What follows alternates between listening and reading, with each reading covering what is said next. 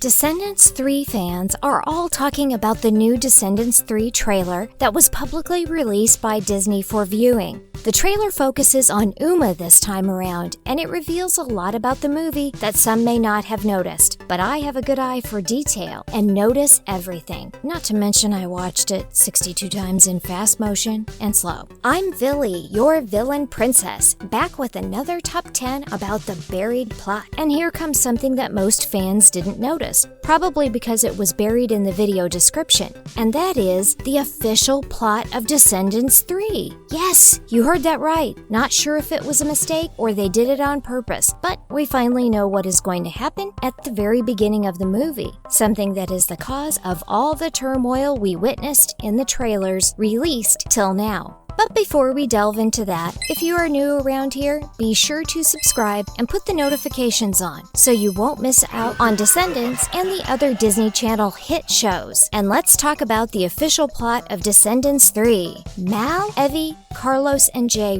return to the Isle of the Lost to recruit a new batch of villainous offspring to join them at Auradon Prep. When a barrier breach jeopardizes the safety of Auradon during their departure off the Isle, Mal resolves to permanently close the barrier, fearing that nemesis Uma and Hades will wreak vengeance on the kingdom. Despite her decision, an unfathomable dark force threatens the people of Auradon, and it's up to Mal and the VKs to save everyone in their most epic battle yet. Okay, I know you want to hear more, but I had to let you know what I know first, in case you don't know about it, so you will know everything I know when I tell what else I know that you don't know. You know? Great, now you know. So let's talk theory, shall we? Here are 10 of the most interesting theories from you, the most villainous kids on the planet, accompanied by my personal and, of course, villainous thoughts. Number 10. Uma and Hades may have been working together all along. My first theory is that Hades and Uma could have been working together the whole time for a surprise ending. After all, they were held prisoner together in the Isle, and Uma did turn up with the blue ember. Number 9. Who opened the portal in the first place? My next thought about the new Descendants 3 movie starts with a question. Who opened the portal to the Isle in the first place that allowed Harry and Gil to escape and Hades to get through just enough to drain Mal of her powers? What I think may have happened is this. Mal or someone went to Beauty and the Beast, the King and Queen, and asked them to open the portal. Why else would they be explaining that every time the portal is opened and they are in more danger? The reason why they needed to open the portal is either to get the blue ember from Hades or to get Harry and Gil to help them fight. Number 8.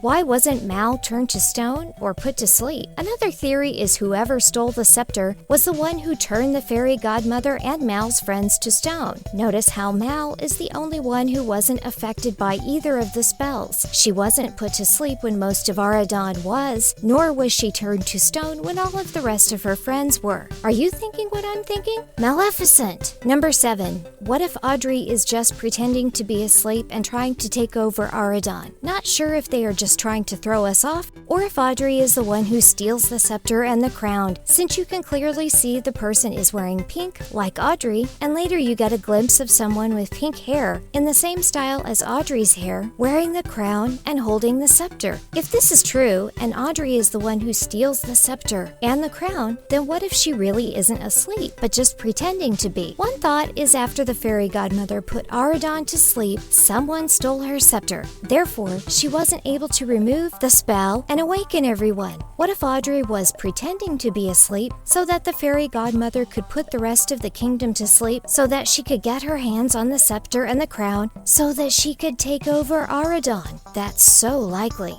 Number 6. Maybe the fairy godmother put the entire kingdom to sleep. In the original Sleeping Beauty movie, Audrey's mother, Sleeping Beauty, pricks her finger on a spinning wheel and is supposed to sleep for 100 years. So the 3 good fairies, Fauna, Flora, and Merryweather, put the whole kingdom to sleep with her. Think about it. The trailer shows a spinning wheel in the beginning. Then we see Audrey asleep in bed with her grandmother at her side. The kingdom is also asleep. My theory is Audrey may have done the same as her mother and pricked her finger on the same spinning wheel, and therefore the fairy godmother put the sleeping spell on Auradon so that everyone in the kingdom would also sleep. Number 5. Could Mal's mother be the one casting casting all the spells? I don't know if you noticed this, but in many parts of the trailer, you see the cast looking up at the sky in fear or disbelief, which makes me think the villain can fly, and the only ones I can think of who can fly are Mal and her mother, after they turn into a dragon. That puts her too on my list, as she is another good possibility for the villain. Plus, she would want to get back at Audrey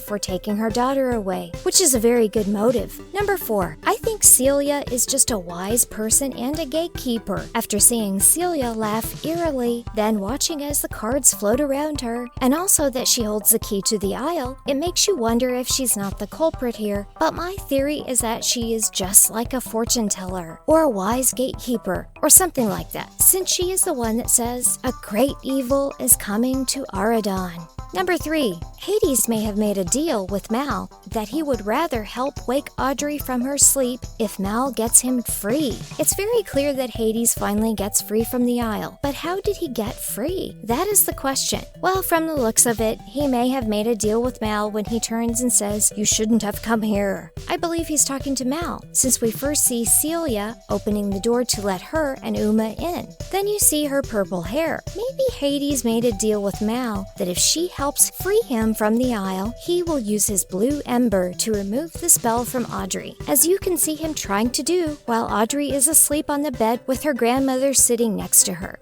Number 2. Hades, Uma, CELIA, or Audrey may not be the villain after all, since they are all so obvious. While everyone is pointing their fingers at Hades, Uma, CELIA, or Audrey to be the villain, I am thinking outside the box that it's none of these. The second trailer is narrated by Hades, who sarcastically talks about how terrible he thinks it is that the people of Aradon were put to sleep, and it's hard to imagine who would do such a thing. He also explains that Beauty and the Beast lock people up in the Isle just because they don't agree with them or for no other good reason, which is why he too was locked up there for 20 years. So this pretty much shows that Hades definitely has a motive for wanting to get back at Aradon, which is what made me cross Hades off the list of possible villains. They are making him too obvious. Now Beauty and the Beast seem like they are not so great after all, locking people up for years for no reason, and they are on my list of possible villains that no one would have thought of. And number 1,